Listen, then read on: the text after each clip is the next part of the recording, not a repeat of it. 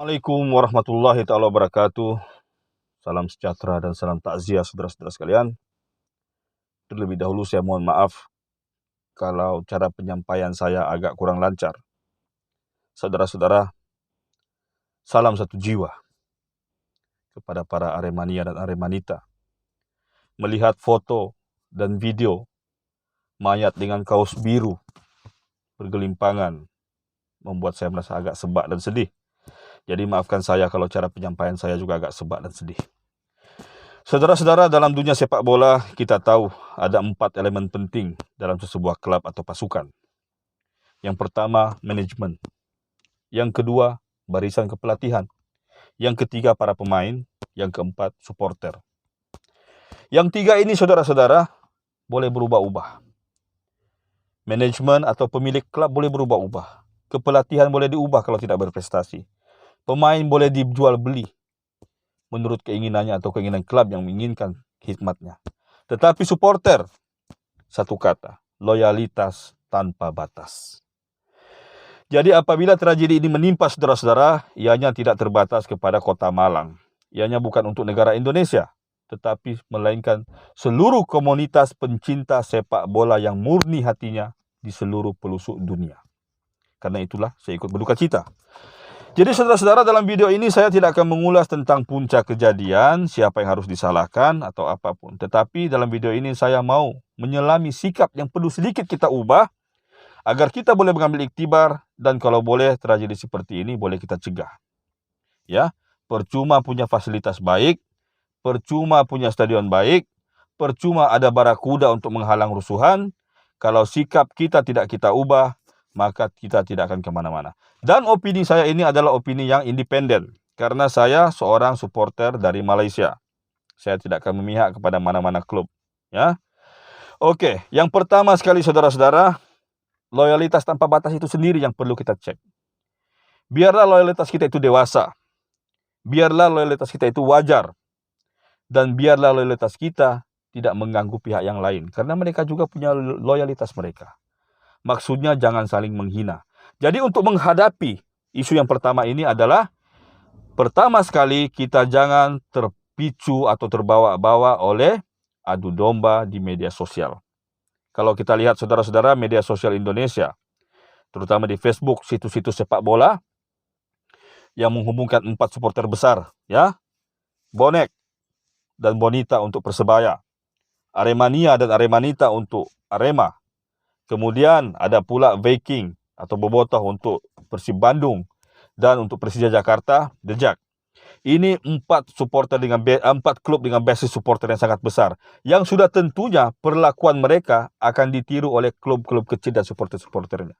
Jadi kalau kita lihat komentar-komentar yang ada di media sosial membabitkan keempat supporter kelompok besar ini, sangat menyakitkan hati dan menyakitkan mata saudara-saudara. Karena apa? Semua komentar yang jelek-jelek.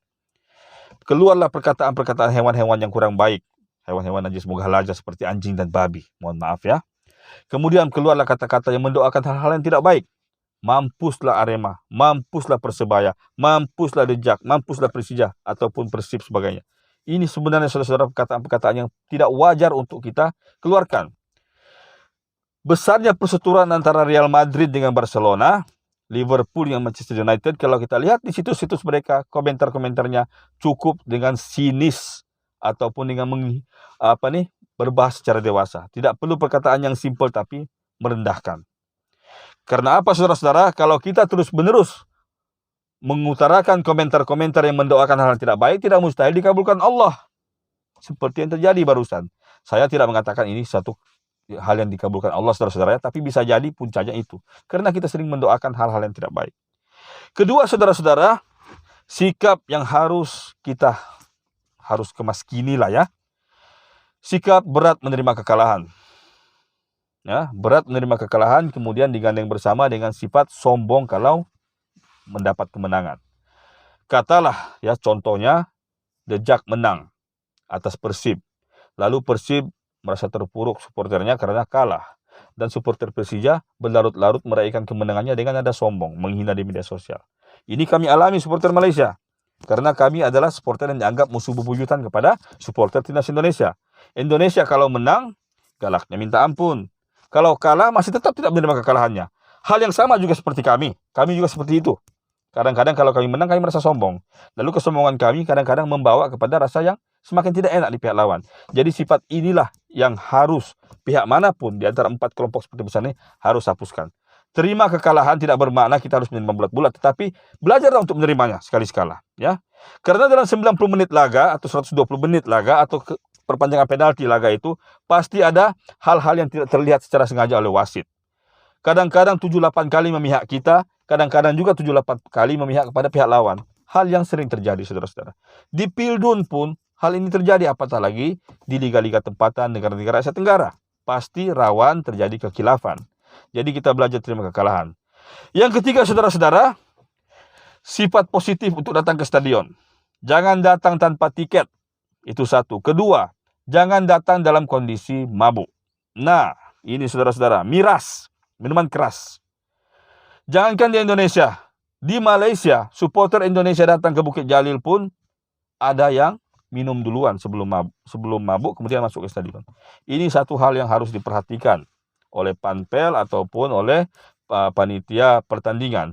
Jangan izinkan supporter mabuk masuk. Karena apa, saudara-saudara? Di stadion suasananya beda, lingkungannya tertutup walaupun tidak full.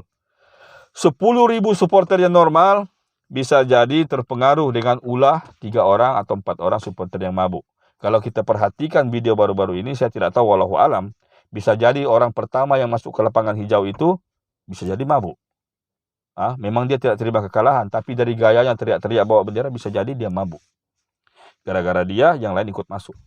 Kan? Dari situ polisi merasa kewalahan untuk mengawal suasana, lalu menyemprotkan gas pemedih mata. Oke, jadi saudara-saudara, saya ulang kembali, dalam keadaan sedih seperti ini, kita tunduk sedikit, kita benahi diri kita. Adakah saya sebagai supporter yang berjiwa murni ini benar-benar murni seorang pencinta sepak bola? Karena pencinta sepak bola itu sifatnya tidak rusuh. Kedua, sifatnya tidak mudah terpancing. Ketiga, sekali lagi kita berbalik kepada halnya, loyalitas kita tanpa batas, tapi loyalitas kita dewasa, indah, dan damai. Oke? Wallahu a'lam bishawab. Jangan lupa Al-Fatihah kepada para korban.